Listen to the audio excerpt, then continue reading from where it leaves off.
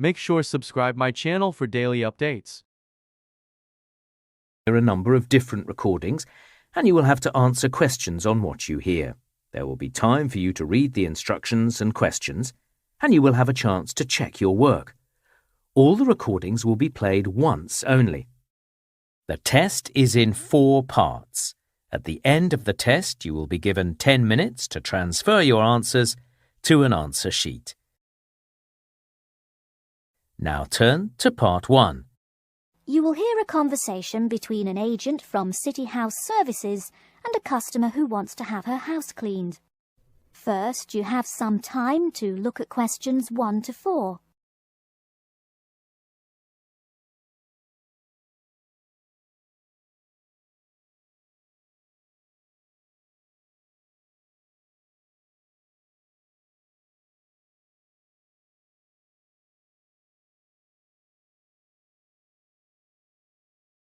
You will see that there is an example which has been done for you. On this occasion only, the conversation relating to this will be played first. Good morning, City House Services. How may I help you? Good morning. I'd like to arrange to have my house cleaned. Certainly. I just need to ask a few questions. First, could I take your name? Yes, it's Barbara Hill. The woman says that she is Barbara Hill, so Barbara Hill has been written in the space. Now we shall begin. You should answer the questions as you listen, because you will not hear the recording a second time. Listen carefully and answer questions 1 to 4. Good morning, City House Services. How may I help you? Good morning. I'd like to arrange to have my house cleaned. Certainly. I just need to ask a few questions. First, could I take your name? Yes, it's Barbara Hill. Thank you. Next, is your house in London? Yes, it's in Kingston in southwest London. Okay, southwest London, and, what's the postcode? SW105. And what is the square footage and what rooms will be cleaning? The whole house is 268 square feet, and there is no need to clean all the rooms. I only want to have my bedrooms cleaned. Okay. How many bedrooms does the house have? 3 bedrooms. Oh no, sorry, we used to have 3 bedrooms, but we only have 2 bedrooms now. Are those single bedrooms or doubles? Doubles. Fine, 2 doubles. There's one more room which needs cleaning. It was used as a bedroom before, and now we have converted it into an office. I understand. 3 rooms have got to be cleaned. And are all of those rooms upstairs? Yes. Then downstairs we have a kitchen diner, conservatory and lounge. The kitchen diner is quite large and has the usual equipment: cooker with oven, refrigerator, cupboards and worktops. The conservatory has a lot of plants, but there's no need to take care of them. The lounge has a leather 3-piece suite and a large coffee table. Thank you. And do you keep any pets? Yeah, I really love keeping them. I've got 2 dogs and 3 cats. Okay, then if our staff come over to offer the service, please take your pets away. Have you looked at our service packages? Yes, I have one in front of me. Excellent. Before you hear the rest of the conversation, you have some time to look at questions 5 to 10.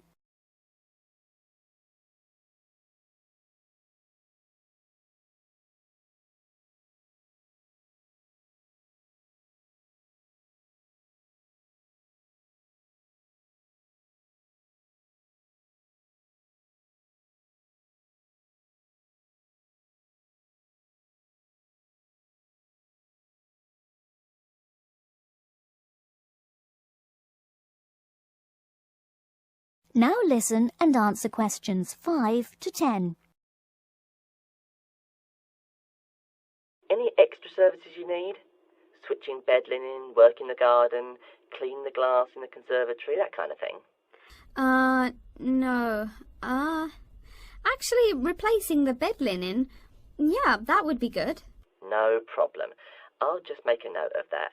How about curtains, mats and carpets? What would you like us to do with those items? The curtains. I'll have to think about that. I think we should have the carpets cleaned really well every quarter. Mats can just be done with the laundry. Of course. How about clothes? We can have our staff wash and iron them, or we can have them taken to a dry cleaner. Washing and ironing. No, just ironing. That'll be okay. Okay, fine. I know quite a bit about what you want now. I should let you know that we're located on 12 Amy's Road. That's Amyes. And we work on from Monday to Sunday except Tuesday and Wednesday. Could you let me know when is convenient for you? Next Friday. No. Oh, that's no good. My son invites his friends over in the afternoon that day. Perhaps next Thursday or next Saturday? Let me check. Okay, next Thursday. When is it convenient for us to come over and provide the service? Is it okay if we come in the morning? Or we may come in the afternoon. It depends on your schedule. I'm okay with any time. Just give me a call to let me know you're coming before you arrive. Sure we will. By the way, how long will it take for the service? We usually work 1 to 3 hours for house cleaning, and the work will take 3 hours at most. And of course, if it takes more than 3 hours, you should pay extra for it. Fine. So, let me just do some calculations. That is the end of part 1.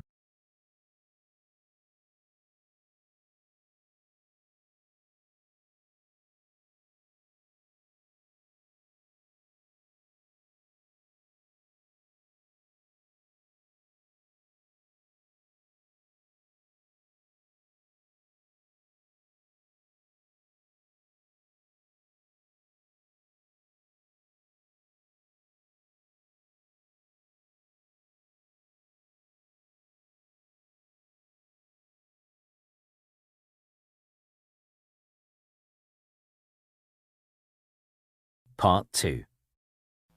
You'll hear a talk by a security worker from Sydney Airport who is introducing the day-to-day operations of the Australian Quarantine Service. First, you have some time to look at questions 11 to 17.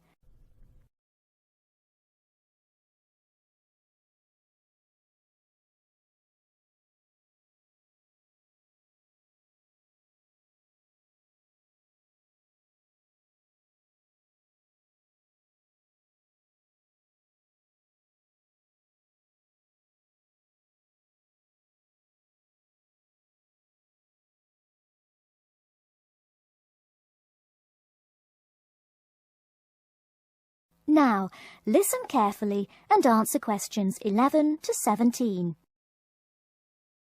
Hi everyone and welcome to Sydney Airport.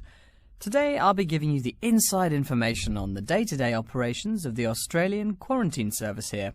We hope to provide you with a better understanding of why such heavy security regulations are necessary by educating you on how we operate and why we do the things we do. We're not here to try to persuade you to fly through Sydney Airport, though we hope you'll find your experience relatively stress-free and comfortable. First things first, our personnel. Can anyone guess how many people work at Sydney Airport? We have 200 alone working in Terminal 2, so can you guess how many in the whole airport? I heard someone say 360. That's getting closer. What? Did someone say 2,000? That's way too high. Sydney Airport actually employs 440 people. A lot, right? And about half of those employees work in security-related matters. Moving on to our not-so-human employees, let's come and see our favourite pooch, Milton. Milton is our best drug-sniffing dog on the force. He's friendly to most people. You can even come pet him at the end of our tour. Burnouts, beware though. He'll find everything. Notice that even though there are so many of us around him, Milton stays quite calm. This is the precise reason he was chosen for the job. Dogs that are chosen are not predisposed to sniff out different narcotics. That's something we teach them already. So here's a part of the airport most people never notice, the cargo transport terminal. This is where packages are shipped to and from. Normally, we ship around 4,400 packages per month. In this airport alone, over 52,000 packages were shipped in and out over the past year. We ship to and from 170 different countries. Not bad, eh? Probably it will go up to over 72,000 packages this year. And despite over 100 flights in and out of here daily, the number of lost or delayed packages is impressively low. If you send your package through here, rest assured we'll get it where it's going. Let's move on to the area most of us are familiar with, the passenger terminals. In order to be allowed into this area, you must pass through security with your ticket and, if you're travelling internationally, your passport.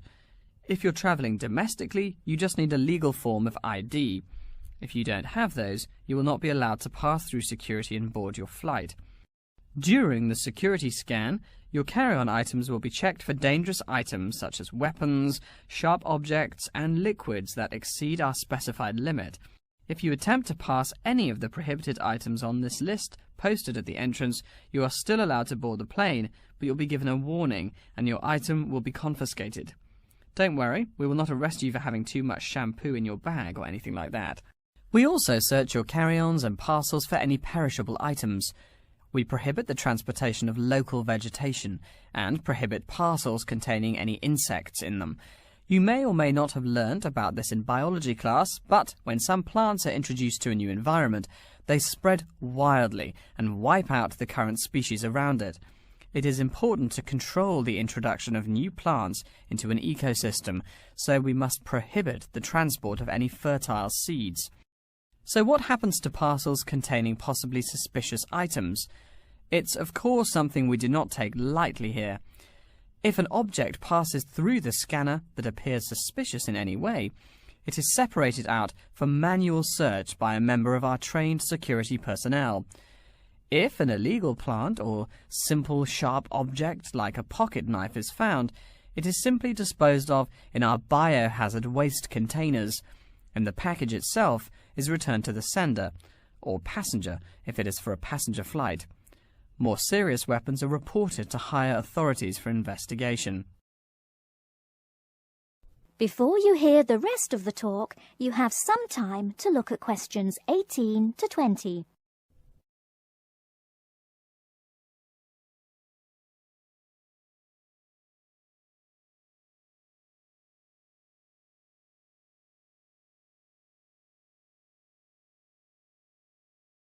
Now listen and answer questions 18 to 20.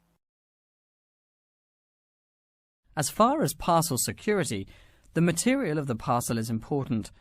For shipped goods, the most common material used and the most widely accepted is paper. Make sure it is packed sturdy enough with no rips or tears. We've definitely had packages rip open before due to haphazard packing.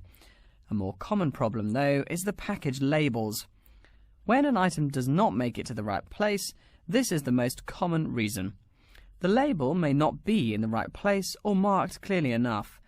If you're receiving any items from abroad that must be declared, please remember our guidelines in order to ensure the timely delivery of your item. Make sure it is packed correctly, and we ask that you notify customs between 2 and 10 days within the item's scheduled arrival date. Okay, before we move on, are there any questions? That is the end of part 2. You now have half a minute to check your answers to part 2.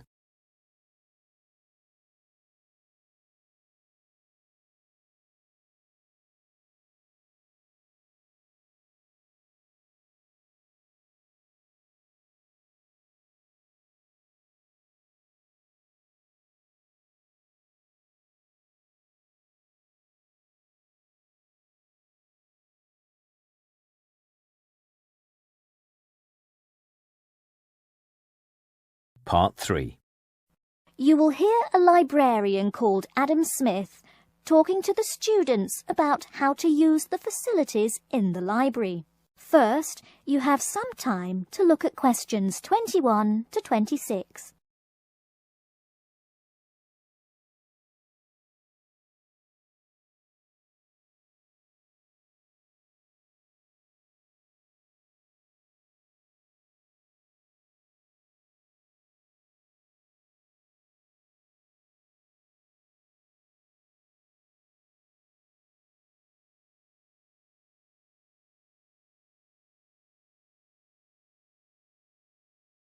Now listen carefully and answer questions 21 to 26.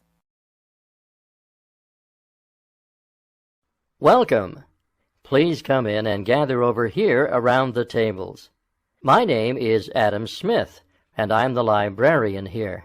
I'll show you around today and explain how to use these facilities. Hopefully, when I'm done with it, you'll know the ropes. And please feel free to let me know of any questions or concerns that you may have. Now we're at the gate of the library. Upon entering into the door, you'll find that the restrooms are on your left-hand side, and opposite them is a photocopy room. Many of you are wondering about the check-in and check-out process. What you have to do is go to the circulation desk, which is to the east of the photocopy room. The reading room is a really large area in the center of the library, just to the north of the circulation desk. I'm sure you won't miss it. If you're here to do research, this is where you should bring books to look through. However, if you're here to do any group projects or other interactive activities, I advise you to use one of the study rooms, which are just to the east of the reading room. Moving on to the southeast corner, we have the periodical section, just next to the study rooms. We have a collection of different newspapers and magazines in this section. You can get last week's weather reports, or all the top stories 5 years ago. Our periodicals can be traced back 20 years to the time when our school library was built. Our first question. Yes. Can we check out magazines from the library? I'm sorry, but you cannot take any periodicals out of the library. You're welcome to read them for as long as you want while you're here, but you cannot check them out. I wonder if there is any place where we can get some food in the library. Do we have a store here? Of course. The Food Service Center is just meters away from the study rooms. It's on the northeast corner as you look at the map. The Food Service Center offers different kinds of snacks, though it's not big. Well, moving on along to the west, you will find the Video Resource Center on your right hand. We have educational videos and documentaries, as well as major motion pictures. We ask that you pay attention to the tag on the video that you pick up, as many of our documentaries are for on-site viewing only and may not be taken out of the library. To the west of the Video Resource Center is our satellite TV station. Here we stream the news from Channel 19 for most of the day. How many channels does it have? It does have nearly 200 channels, but we generally will give top priority to channels with some big events, like presidential addresses or other breaking news. During the coverage of the presidential debate, students will take a break from studying and flock to watch it. Last, but perhaps most important, is the inquiry desk. It's just on the left-hand side when you walk into the library, so it's impossible to miss it. If you have any questions about how to use equipment or where to find something, come and ask the assistant. Don't be shy, because that's what they're here for. Before you hear the rest of the talk, you have some time to look at questions 27 to 30.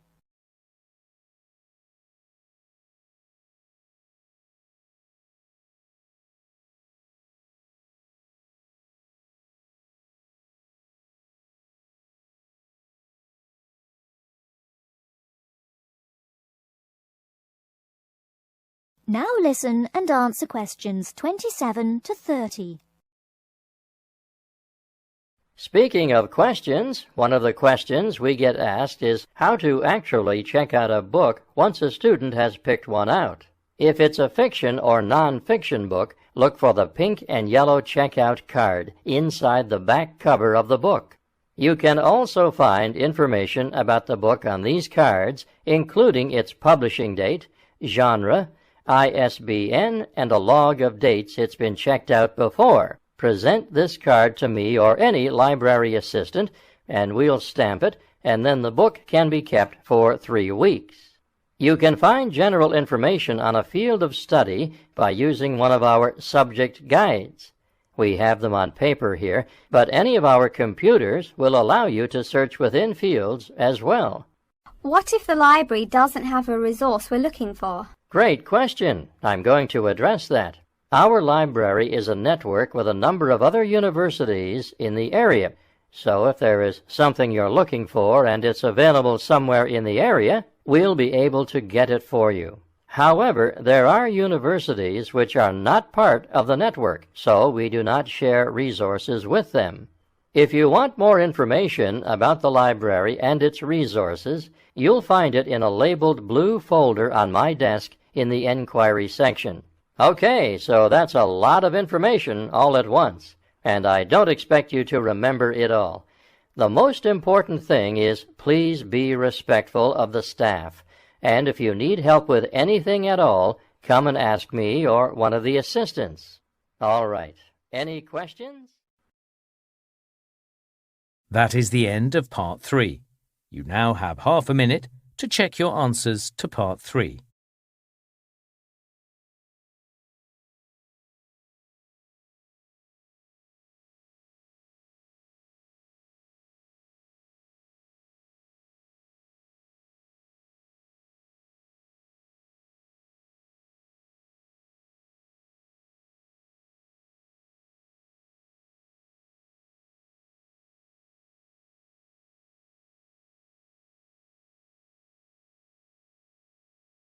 Listening, Part 4. You will hear a lecture about Crocodilus niloticus and its living habits. First, you have some time to look at questions 31 to 40.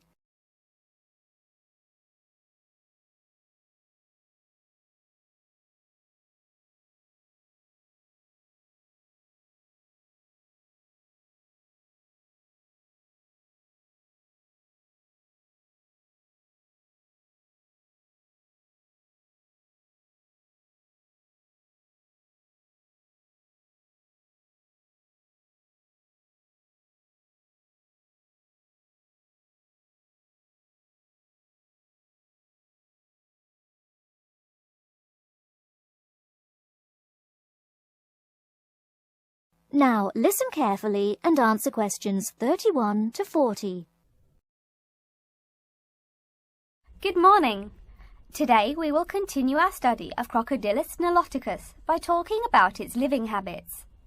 We've already discussed the evolutionary attributes that set it apart from its crocodile relatives. Does everyone remember that?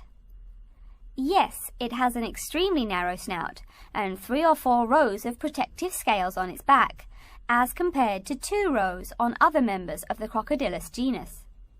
Let's take a look at how these carnivorous man-eaters live, where they live, and finally, whether they really deserve their vicious reputation. To start, I'd like to address a great question posed to me by a student during yesterday's office hours. We talked about the distribution of crocodiles in Africa and saw that they are highly concentrated in the south and west of the continent. This student noticed that on the map displaying the distribution of crocodiles across Africa, there were no crocodiles in the northern region, and found no mention in the literature of the existence of crocodiles in the north of Africa. Why might there be no crocodiles in North Africa?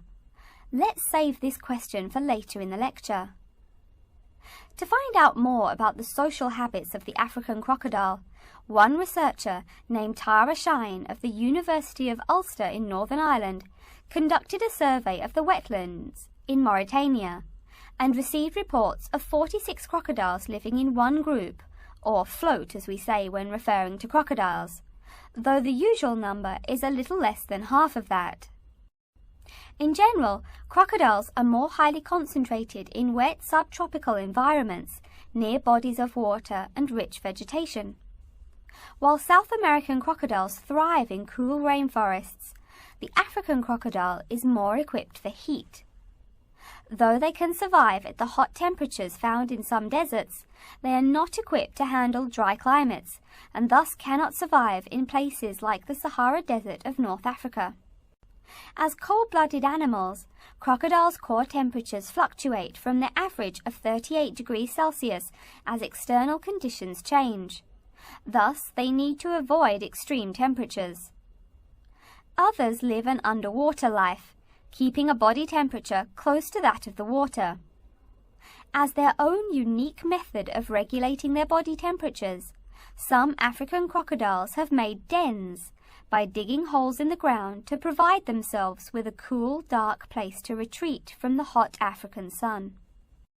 Speaking of the hot African sun, let's go back to the question asked at the beginning of the lecture. We know that there used to be crocodiles in northern Africa, yet today there are none. What are some possible explanations for this? Some students have suggested that the African crocodile has evolved from a desert creature into a wetland creature, thus causing them to migrate south for more appropriate conditions. Others presume that the crocodile was hunted out of northern Africa by a fiercer predator. While these are intelligent guesses, the real story is a little bit different. The key to this migration is that the Sahara Desert did not always cover the north of Africa.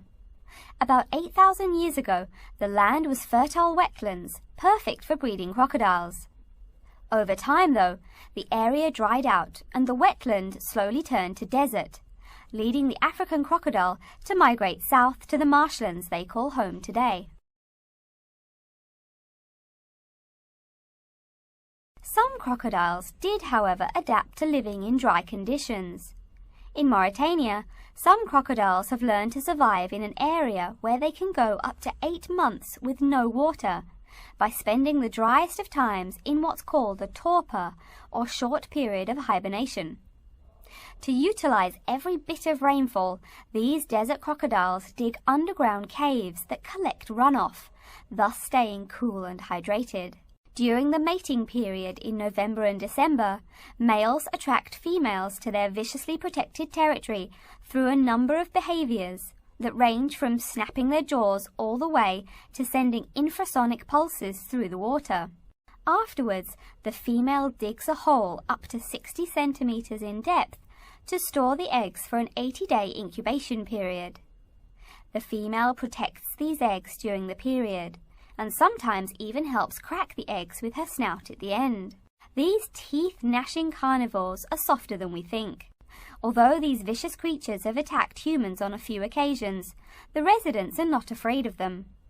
In fact, they show a great deal of reverence towards these wondrous creatures.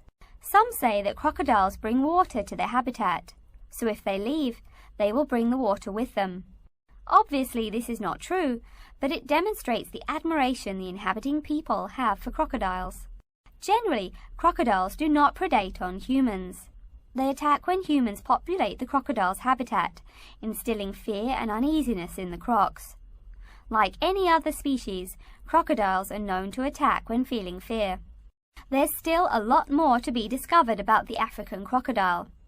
Researchers want to know more about the population size, how many crocodiles inhabit Africa in all, how they form separate floats, etc. There is still also much to learn about migration patterns and relations to other populations of crocodiles now found in other parts of the world. Next time, we'll examine a few specific case studies of crocodile populations in southern Africa.